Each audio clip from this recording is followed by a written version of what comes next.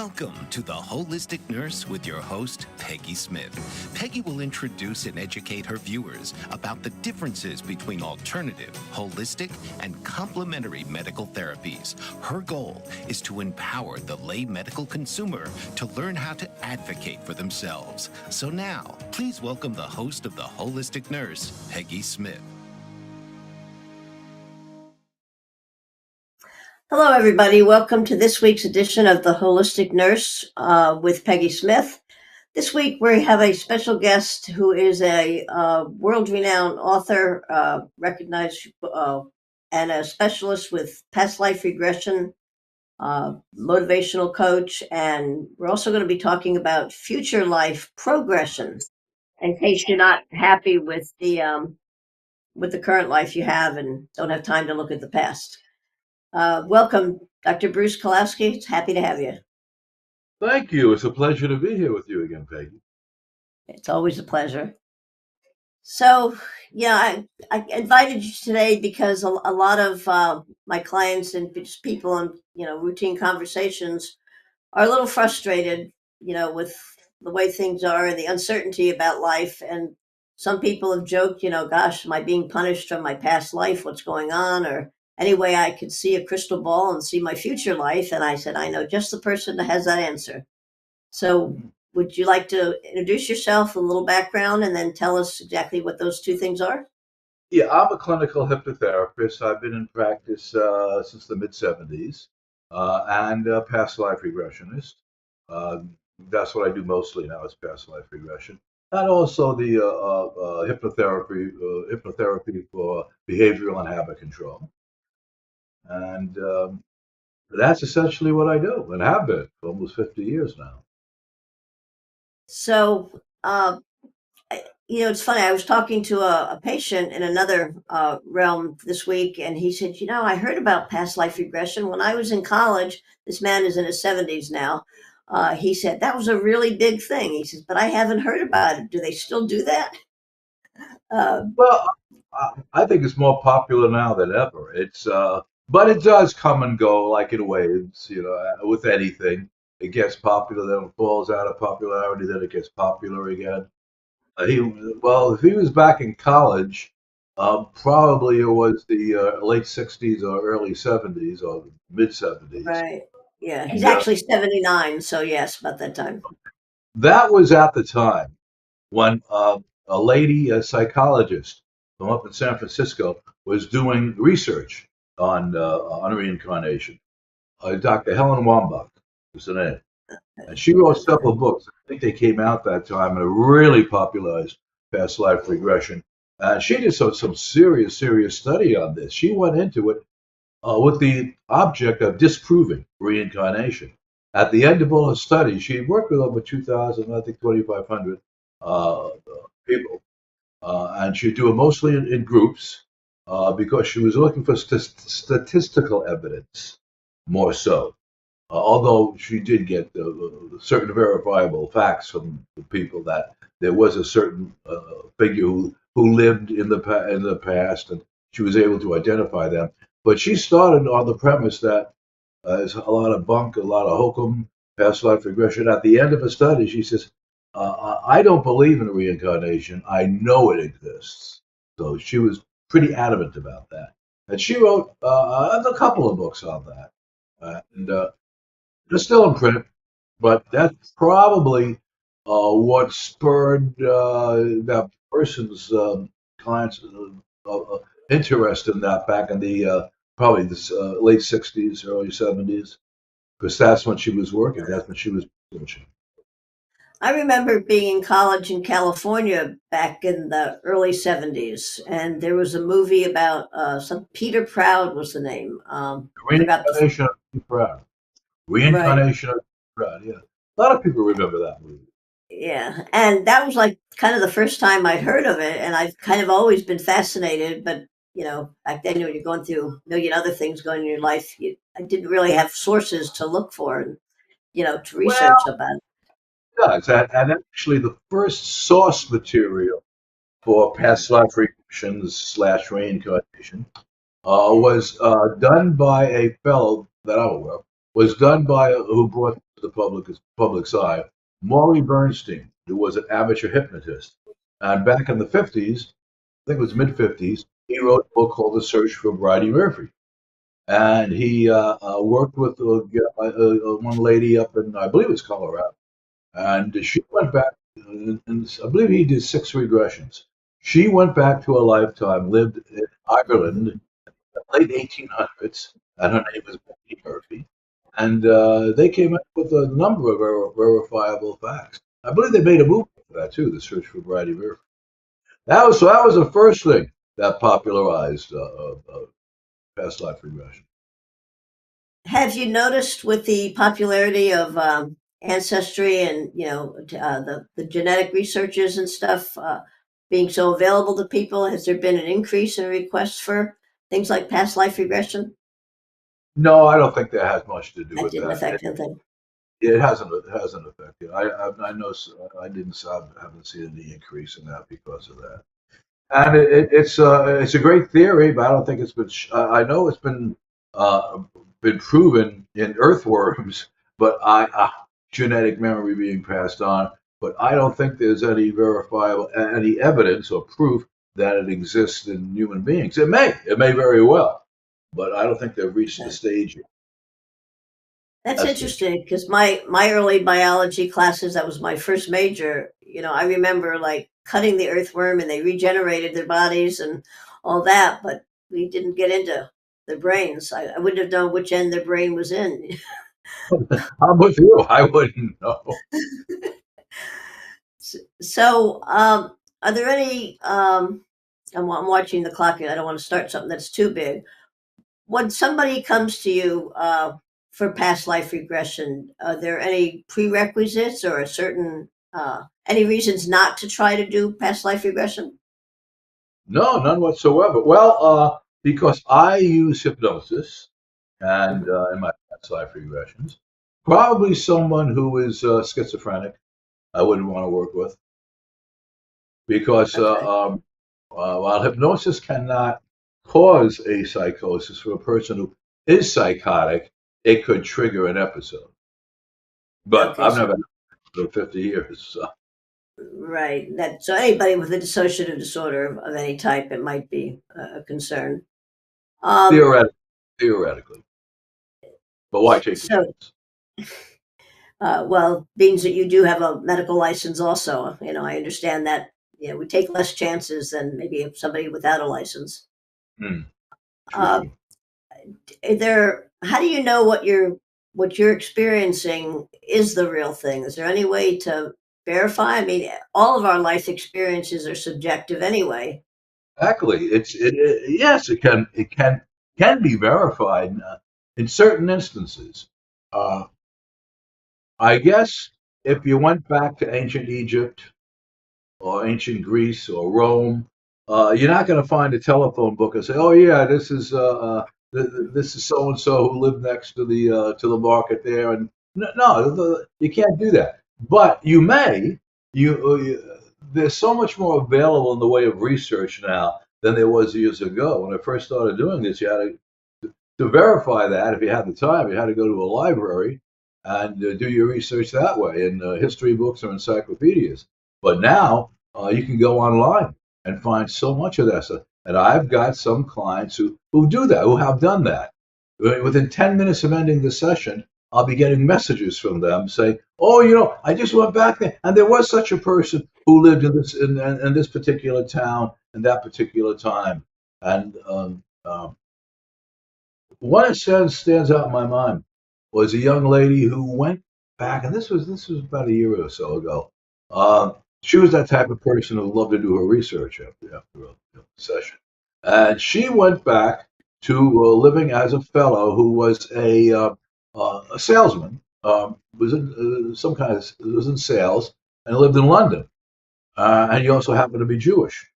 So he took a trip to Hamburg, I believe it was Hamburg, Germany, and he happened to get himself caught in the middle of the Kristallnacht, where, as anyone who knows the history knows, that this is when the Nazis attacked a lot of the stores that were open, and there was a lot of brutality, and they attacked the people too.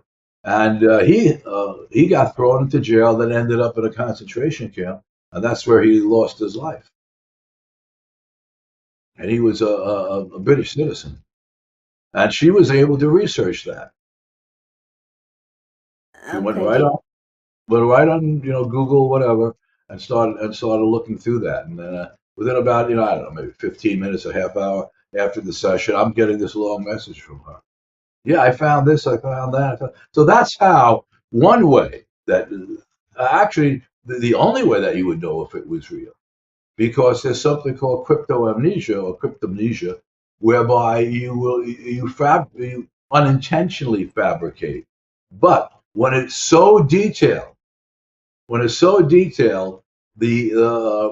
explanation as cryptomnesia is becomes less and less credible, because they get the time period, they get the city or town that the person lived in, they get historical events of what was going on at the time, and it's researchable and it's verifiable. What That's is how. the connection, or at least in your practice or research, with we're reading more and hearing more about near-death experiences, of course, because some people are so close, and modern medicine brings them back. And um, so, is that kind of the same physiological and quantum physics type principles that are involved? Are they What some people will, or some researchers, scientists will claim that it's the result of what happens in the brain but some of these people have been declared clinically dead. So I don't think you can take that route to disprove NDEs. And by and large, most of the reports do stay within the same framework.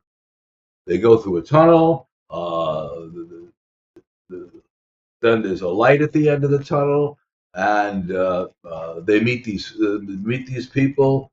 There are cases where in a near-death experience, someone met or was introduced to someone who was a sister, but didn't know he had a sister because she died like within a day or two of being born, and that was, well, of course, before he was born. So there are instances in near-death experiences that would be hard to claim were made up. And so? then and this is this is interesting. The person will have a near-death experience. They'll float above their body, and they'll see things taking place in the room, which are so odd things. Okay, they will hear, be privy to conversations taking place between maybe relatives who are in a waiting room while this person is undergoing this operation or this particular procedure. In that case, um, there was one case whereby this person having a near-death experience floated out of their body, went to floated up above the roof of the hospital, and looked out and saw a sneaker on the roof, or shoe, or some kind of type of shoe on the roof. And he came down, and when he was revived, he told the people, the medical staff, what he was seeing in the room, which he had no way of knowing about, what the conversation was like and what was going on. He also said about, there's a shoe up on the roof, and they went and checked, and there was a shoe on the roof. Uh, that's amazing. We're about to take a break. When we come back, maybe you can describe what a session is like for somebody who comes to you for Absolutely. regression. Sure. We'll be right back in a moment. Thank you. What if there were a super tiny device that could diagnose the brain and is smaller than a single human hair? What if you could see inside the brain to help an epilepsy patient during surgery or to help the fight against Parkinson's disease? Dr. Patricia Broderick is proud to announce the Broderick Probe, a biomedical and electronic breakthrough. Imagine a probe to help with the understanding and potential cure of brain-related diseases. To learn more, listen live to the Easy Sense radio show with host Dr. Broderick. And to help support the Broderick Foundation, please go to EasySense.com and learn how, with your help, we can fight these horrific brain disorders. That's EasySense.com to learn more and help support the Broderick Foundation.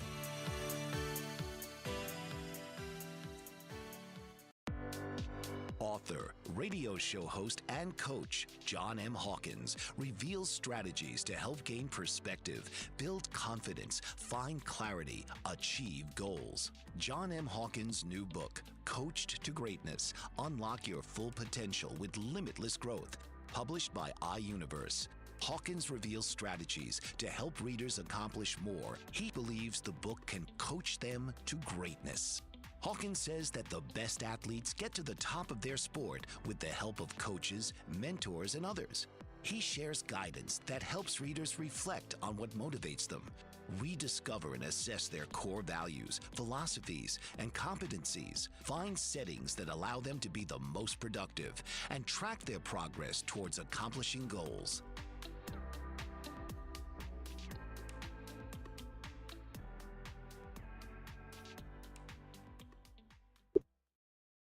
Hi, everybody. This is Peggy Smith, the holistic nurse, and I'm here with my guest, Dr. Bruce Kaloski, who is a professional hypnotist with decades of experience, and his specialty is past life regression. Tell us a little bit, like, what would a person experience when they come to you? And I know you also do this virtually. Is there any difference? No, I do it all virtually now. Okay. Like so many other people during COVID, they closed their offices and they didn't bother reopening them. Like a lot of my colleagues, there was really no sense to reopen them, and these things can be done virtually. Also, when I used to say virtually, it can be done online. It can be done by phone too. Okay. So how do you begin the session then? And what kind of preparation does the person need to have? Yeah. The first thing I would do, it would be, I do is have a consultation to find out what they're looking to achieve. We go in and I explain to them the different types of past life regressions. There are 4 different types that I do. There's a informational session where a person will, they're really only, in that one, they don't get much insight, links between lives, but they do get a lot of information that's all potentially verifiable. So it's where did I live? Why did I live? What did I do? What kind of position did I have? What kind of career did I have? How did I die? So it's like I call it my Joe Friday session. If you remember the old I Dragnet. remember Dragnet, yes. Just the facts, ma'am. Just the facts. And that session is just the facts, mostly. And we do get some links. Then there's a karmic connection session where we go back to the past life that is directly responsible for whatever is going on in this life. And it does not necessarily mean that it's the past life directly preceding this one. In other words, what I'm saying is that if you were born in the mid 20th century, that you go back to sometime in the 19th century, 1880s, 1890s. Although that happens more times than not, they will go back to a lifetime like in the 1700s, 1500s, or ancient Greece, ancient Rome, because that is what is more. That particular lifetime has more karmic connections with this particular lifetime for whatever is going on in their life at this time. All of our lives influence us. They all, to some degree or another, they all influence us. But in a karmic connection, you're going to take it back to the one that is most influencing us. Look at the connections. People among their soul group. The soul group, by way of definition, is a group of souls who travel with us from lifetime to lifetime, and they appear as different people. Mothers, fathers, daughters, sons, aunts, uncles, cousins, so on and so forth. But the person in that life who was your uncle could come back as your mother in this life. The, the, excuse me, the sexes change. Then the next type is between lives regression. So between lives regression, we take them back to the lifetime. This we go directly to the lifetime lived just prior to this one, and go through the death scene, and then we take them up to what people refer to as home, the between lives state, where they meet their spirit guide, they go through the life review, they meet the council of elders. The council of elders might be defined as beings or entities who no longer reincarnate. They're in more like, if I can use this term, supervisory position. And they help us through our lives. They don't reincarnate anymore. Been there, done that, got the T-shirt. So, and then we also go through the life planning stage. What do you What do you? They actually plan with their guides or with the council or with their spirit or their soul group uh, what's going to happen in the coming lifetime. They plan it in detail, but nothing's written in stone. Things can change, and who's going to play what in their who's going to play what role in their life. It's like a book play. It's like sitting down and doing a screenplay for a play or a movie, writing a script. Then we take them through the birth process and whatnot. Then the last one is past life therapy. That's past lives directed toward a specific definable reason, therapeutic in nature. Could be fears and phobias. That's very common. And it could be any number. Just worked with a lady who had a fear of gas explosions, and she went back to a time. Well, I think it was around the 1890s, where she was living on in London, and the in a row of houses, and one of the houses exploded from a gas leak, and she died. She was a child in that one. She died as a child, and seeing that helped her get over that fear of gas explosions. Or people who have aches and pains, and um, like one fellow was he was came to me for something totally unrelated, and he was acting funny, squirming around in the chair, and I says, "Are you uncomfortable?" He says, "I have a pain in my back. The doctors can't find any reason for it." I said, "Are you open to?" And then I got his permission, the past life regression, and he said, "Yeah, I am." So I brought him back on the next session. And he was also a bit paranoid. He said he was always looking behind him, always suspicious of other people, of what might be happening behind him. And I regressed him. He went back to a life as a fur trapper in Colorado in the 1880s, I believe it was. He was encroaching on the Indian land there. So they had a powwow, a meeting with the Indian tribe, and they reached an agreement, a settlement. Okay, you're allowed to hunt on this particular part of the land, but you're not allowed to hunt over here. Well, there was one fellow, a younger Indian, who was very, very mistrustful of white people. He wanted nothing to do that. He was totally against the agreement that was made between the chief and this fellow. And after their powwow, as the fellow was walking to his horse, this young Indian snuck up behind him with a tomahawk and got him in the back. He died a horrible death, very painful. And as he saw that, he saw the reason why he had that back pain, and also why he was always looking behind him. So that's past life therapy. So as soon as we find out what that person is coming for. Okay, well, what would they like to accomplish with the past life regression?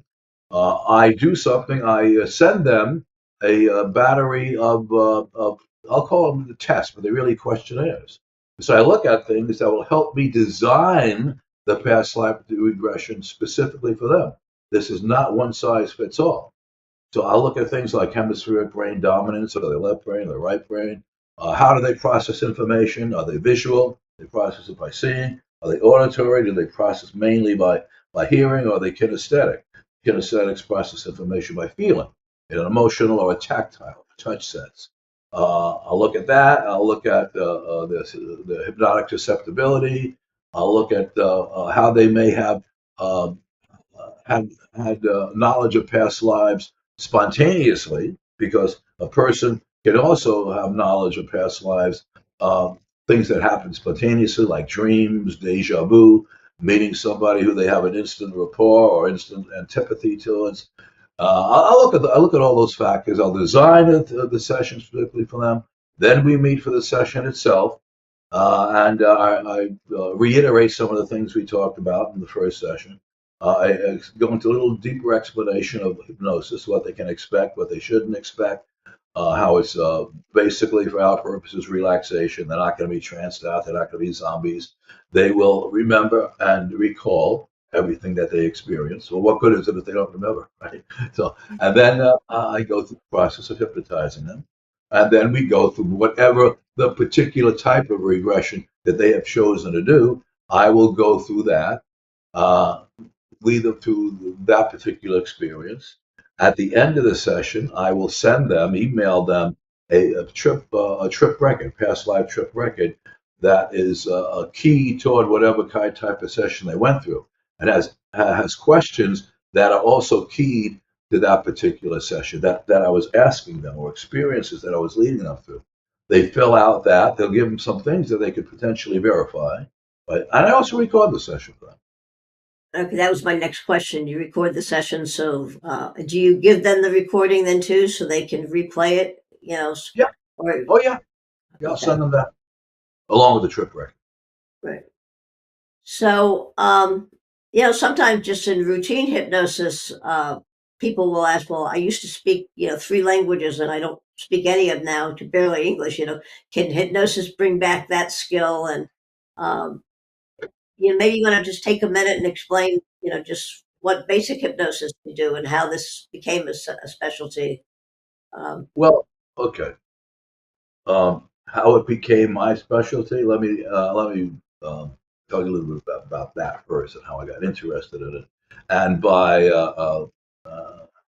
and also how that led to past life regression. When I was very, very young, I was born and grew up on Long Island, New York, and my family was involved in aviation. They owned an airport on Long Island. We were duck farmers too, but they also owned an airport. And my father, who had been a fighter pilot during the Second World War, he was the pilot. Yeah, he was the instructor, and his brother was the mechanic. And I was rooting around in the attic one day, and I came across that book I mentioned, The Search for Bridie right. Murphy. And I was leafing through it, and I asked my father about that. But see, let me backtrack a little bit. He was like what he'd call a Renaissance man. He was interested in everything. He had a whole bunch of books on hypnosis. He taught himself hypnosis, and he used to work with his students to help them pass the FAA exam, the written exam, and also the flight test. So I used to watch him do that with his students. But I also asked him about that's how I became into hypnosis. But I also asked him about this book, and we started talking about reincarnation, and he believed in it. He believed that he was also a fighter pilot during the First World War, who went down in flames over France. Now, was he shot down by the Red Baron? I don't know, but he died in France. But here's the interesting thing: in the Second World War, his plane also went down. He flew a P-51 Mustang and went down in the English Channel because the engine quit. He wasn't shot down; the engine quit. And he was injured on the way down when he bailed out of the plane. Spent like 3 or 4 days on the beach in Nazi-occupied France. Finally rescued by some farmers and ended up in the hospital. So in that first instance, yeah, he died. The second one, he got away with his life. So that got me interested in hypnosis and also in past life regression. What was the other part of your question, by the way? Gosh, I'm not sure what I said, but are there any ethical considerations? Have you run into issues like that? We're going to take a quick break. Maybe we can do the last segment on ethical, and if anybody's Yeah. not a candidate for this, we'll be right Well, back again. great question. Did you know that your beliefs create your entire reality, but it's the subconscious beliefs that do most of the creating? Belief shifter and life coach Shiraz can help you identify those limiting beliefs and eliminate them, often in a single session. Like it was almost instant, like I had relief right away. Creating better health, relationships, careers, and finances. Let Shiraz help you step out of safety and into awareness. Definitely something's happening. It's like a flow inside. Yeah, it feels good. Whether in person or online, Shiraz provides personal coaching, belief shifting. Visit Shiraz at energeticmagic.com or call 416-529-7429. Energetic Magic. Find your greater happiness. Be well. Be aware. Be magical.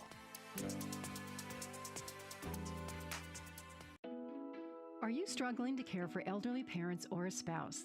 Do you wonder if being a caregiver is making you sick? Are you worried about taking time off work to care for elderly parents and balance work, life, and caregiving? Has caregiving become exhausting and emotionally draining?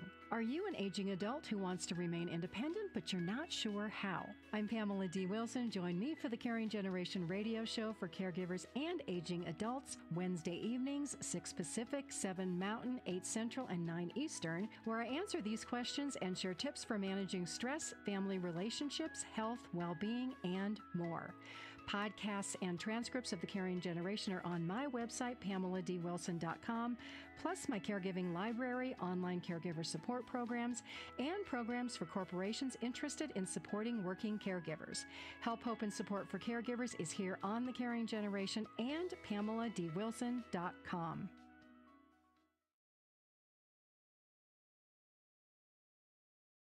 Welcome back, Dr. Bruce. We're in our third segment of we didn't address future life progression. Maybe we should touch on that too, and also some of the ethical considerations that you may have come across over the years. Future life progression, fascinating topic. Years ago, I used to do seminars, past life regression seminars. I'd rent a hotel room, put an ad in the newspaper, people would show up, and I'd do it. And I always included a future life progression in that particular one, in a group situation. And what I found was that people would go, because I asked them questions. I asked the crowd questions. What did you experience? No matter what I'm doing, past lives or future life, in a group situation, I would always go around the room and ask them, tell us a little about your experience. Well, funny thing about future life progression, these people would explain, would tell about different types of futures. Some people lived in a utopian one. Other people lived in a something like right out of Mad Max, and it was not a very pleasant situation. It might have been an apocalyptic after an apocalypse on something bad that happened on the planet. But others were in a utopian situation. So we come up with a whole bunch of different potentialities. And my belief is that future lives exist as potentialities. It's not necessarily going to be that way, but whatever you do in this life has the potential of affecting the next life. Well, there's also that theory that some people hold that you keep coming back to your present life because you didn't quite get it right. There's things you had to learn in previous lives. Okay. So in that situation, I do believe that you can incarnate as the person you are now, but you would probably, and this holds for future life progression too. You'd most likely come back to an alternate timeline. Not exactly, mostly the same as this life in this life, but and that's why I get such different things in a future life progression, is that we're probably going to alternate timelines or parallel universes. Some people use that particular phrase to describe it. Now, yes, I've seen situations. I do believe that you can repeat this life, but in an alternate universe, alternate timeline. Will be basically the same, except for certain decisions that you make that that life may take a different course. You might have come back and all of a sudden said, open the newspaper and says, "Gee, what is this thing called Apple or Microsoft? I got a few dollars. I think I'll invest in that." Well, didn't do it in this life. You did it in that life. Or you marry this person. You didn't marry that person. So, brings up different challenges and different ways to experience your karma. Also have the situation where a person gets reincarnated into the past. They may have an affinity for a certain time period. They may, or it may be necessary for them to experience that particular time period because that's where most of the karmic lessons are to be learned, not necessarily in a linear sense. So I look upon as do other people, not just past life regressionists, but quantum physics sees time and space as circular, not linear. So in that particular situation, you can choose to reincarnate in the past. Why? Because the lessons you need to learn, or just I love everything 1920s. Okay, I love everything Civil War or Revolutionary War period, or wherever. I had So one a client. person, you believe that a person does have control over choosing where they go or where they've been? I believe Is it- that they have that control, and this is a caveat. When they get to the between lives state, the Council of Elders, and maybe this soul group, maybe the spirit guide, but mostly the Council of Elders will say, "Well, that's an interesting choice, but I think it would be more to your advantage to reincarnate in this particular era to take you forward." Now, the soul is not forced. First of all, the soul is not forced to reincarnate, or nor is it forced to reincarnate in a particular situation. The council explains this would be to your best benefit, the soul's benefit. But then they say, no, no, no, don't want to. I'm going to take a vacation now. I'm going to go to the south of. I'm going to live in the south of France in the 1920s, or I'm going to live in London and wherever. They've got the final choice. Soul is the final choice. Now they may suffer. I hate to use that word, consequences, where they may not be learning the lesson that they shouldn't say supposed to, but that they probably should be learning, and which may have karmic repercussions. But So ultimately, the principle of humanity having a free will that most religions, subscribe to, um, that plays a big role here then. yeah, I believe it does. Now, some people, and some of my colleagues too, believe in predestination. That your life is preordained. You sit down in the between life state, you plan it out, and you write the script, okay, like a screenwriter, playwright, and that you're going to follow that exactly, step by step by step by step. Others believe that this is just a general guideline, and you can make changes, just like in a movie. When they film a movie, there's usually, or a TV series, there's usually a screenwriter on set and they all decide, well, we're going to change this. This is what's going to happen instead of that's going to happen. And I feel it's the same. The people that I've interviewed, the clients that enter into the session, I do like to ask them questions like that. And it was always that they had a choice throughout their lifetime. And as I said before, we're not written in stone. You Okay, follow with the guideline. There's a general guideline that's set down there, but you can make changes in the script. Maybe put it that way.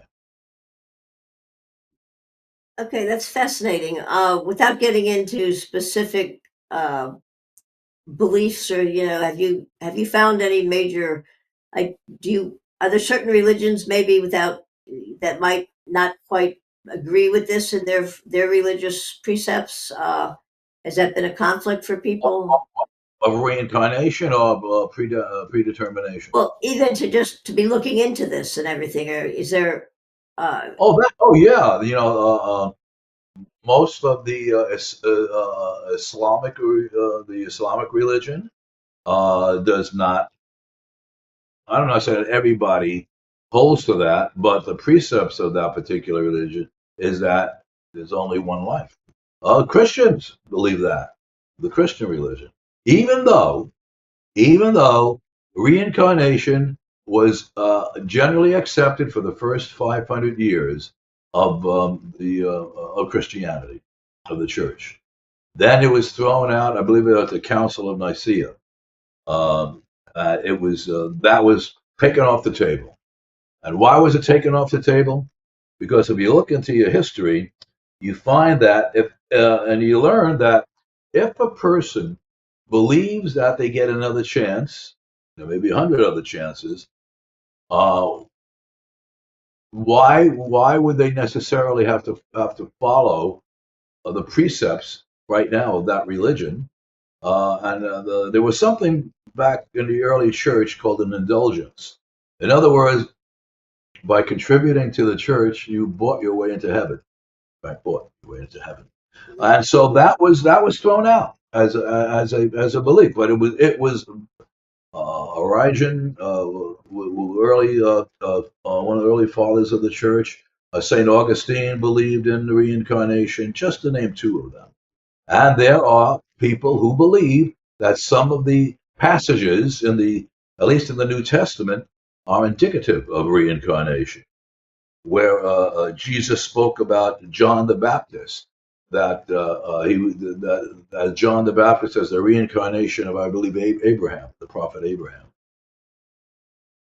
Okay, But someone can take it the other one. That's not what he meant. He's speaking allegorically. But it was accepted in the church for about the first 500 years, until the Roman emperor, I believe it was Justinian, said, "Oh, this isn't good." They say his wife was behind this whole thing, but that people aren't going to contribute. We have to throw that philosophy out. okay. Well, most of our known, religious, whether they're inspired, for their book, their religious book or not, there's still the human factor. Man made a lot of rules that were not part of the original inspirations. I'm Absolutely. sure. I believe Judaism. That's not a part of their religion, but of course, it is very much a part of Hinduism and Buddhism. Okay, that is fascinating. What what we haven't covered yet that you think is important for viewers to know about this topic, or concerns that somebody might have that you've run into? You did want to. You mentioned I wanted to cover the ethics involved. Ethics, right? Yeah. Well, as I teach in my training courses, you stay within your scope of practice.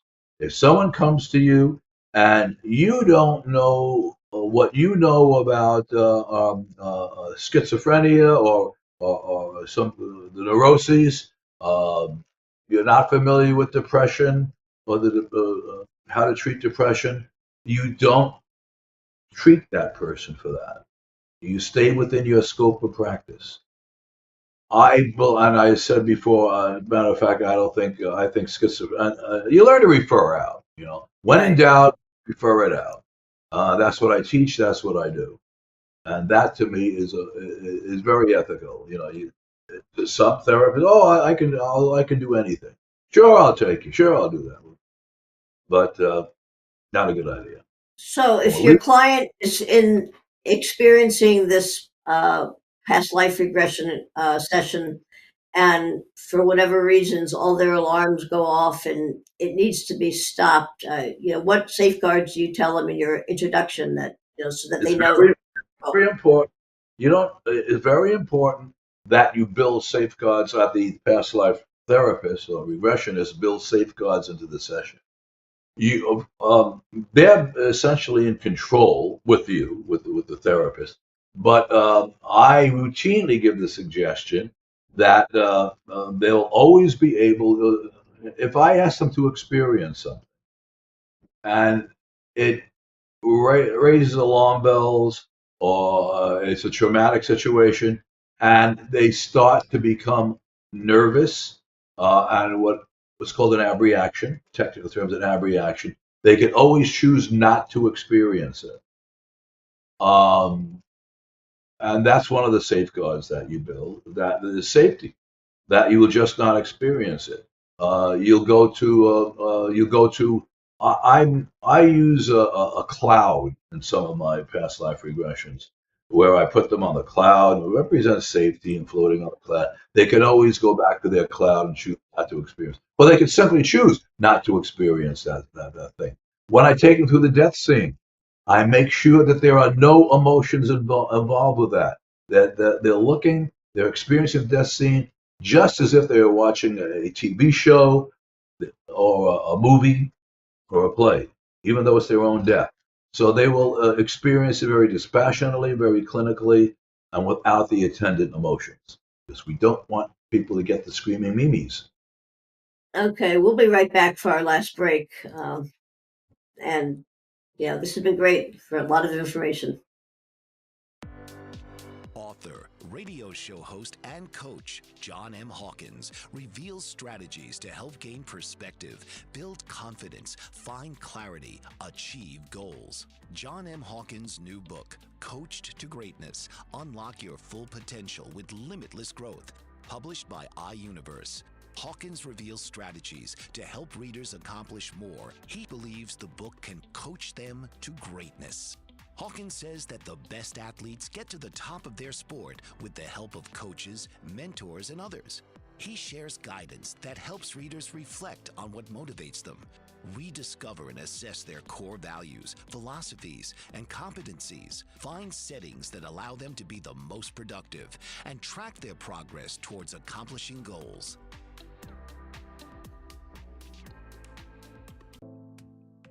Did you know that your beliefs create your entire reality, but it's the subconscious beliefs that do most of the creating? Belief shifter and life coach Shiraz can help you identify those limiting beliefs and eliminate them, often in a single session. Like, it was almost instant. Like, I had relief right away. Creating better health, relationships, careers, and finances. Let Shiraz help you step out of safety and into awareness. Definitely something's happening. It's like a flow inside. It feels good. Whether in person or online, Shiraz provides personal coaching, belief shifting. Visit Shiraz at energeticmagic.com or call 416-529-7429. Energetic Magic. Find your greater happiness. Be well. Be aware. Be magical.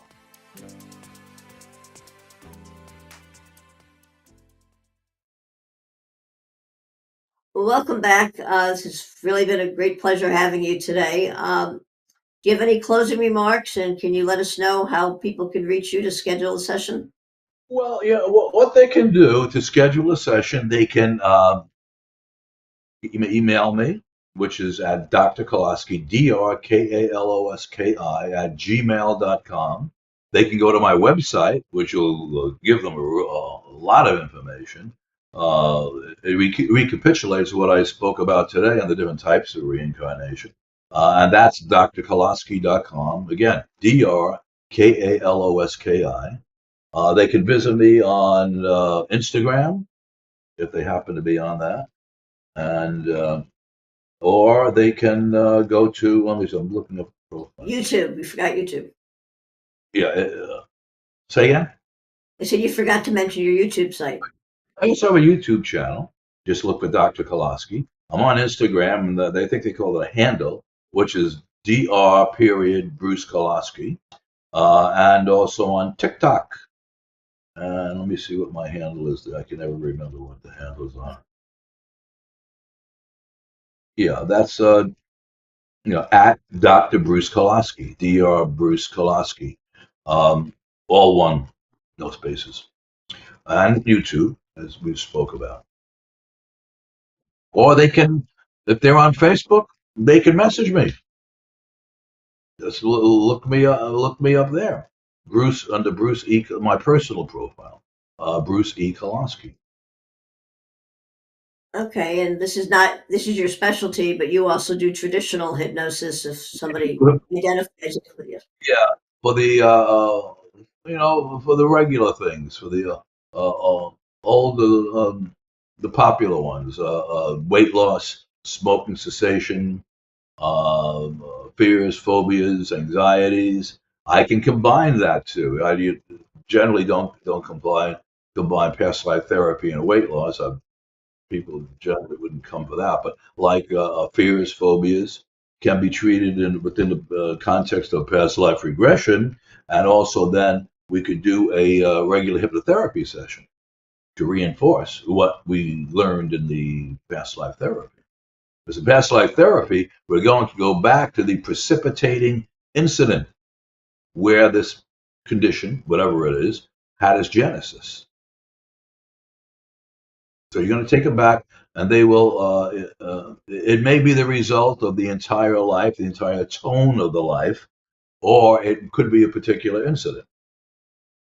A person who's afraid of wearing guys afraid of wearing neckties, or ladies wearing scarves, may have been the guest of honor at a necktie party in the Old West years ago. We know they were lynched, they were hung. So we probably go back to that particular situation. I've had that happen too. So, well, we really appreciate having you here today. It's been, as usual, very informative. And invite everybody to check out all of his sites. He's just a fascinating person to talk to and work with. And thanks a lot for coming back on the show today. Always my pleasure, Peggy. Oh, well, thank you. And give a tummy rub to your little four-legged friend for me. Okay. We'll do that. All right. Take care. Have a good week. Okay. Take care, Peggy. Thanks. Thank you, Zach. This has been The Holistic Nurse with host Peggy Smith. Tune in each week where you're encouraged to send in questions and receive private responses and suggestions if appropriate. Thursdays, 1 p.m. Eastern.